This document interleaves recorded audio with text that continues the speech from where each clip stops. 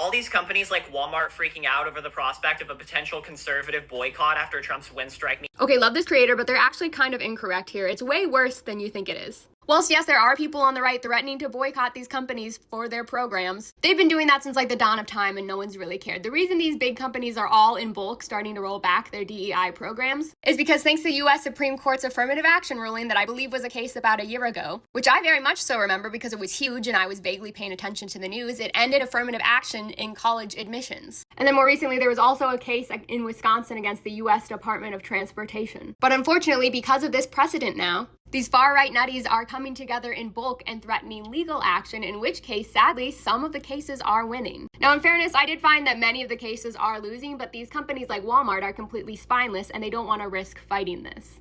And much of it is being led by this man named Robbie Starbuck, who looks like he's coming to you live from his mother's basement. And if you're wondering to yourself, what does this man do for a living that he A, has this many hours in the day to be looking up all of this, targeting these companies and planning all of these attacks? And B, to be so threatened that other people have a chance of getting employment? Well, I'm so glad you asked. He started by being a director in which he filmed music videos and he attempted to film commercials, but his career never really took off for some reason. Oh my bad, down here it's because people in Hollywood didn't like him. I wonder why, but in a natural course of events, then he tried to go into real estate and stock market investing. Similarly to that man we all know whose first option was to go pro in sports. But then he repeatedly tried to run for different political positions and he had to find out again that people still didn't want him around. But he didn't let that squash his dreams because eventually he ended up getting legally threatened by Megan Fox and her family. Just like every other well-adjusted man that I know. And also a message to all the Trumpettes super excited about all this. It's not a flex. It's embarrassing to admit that you're literally so unemployable that you have to try and make it harder for other people to be employed.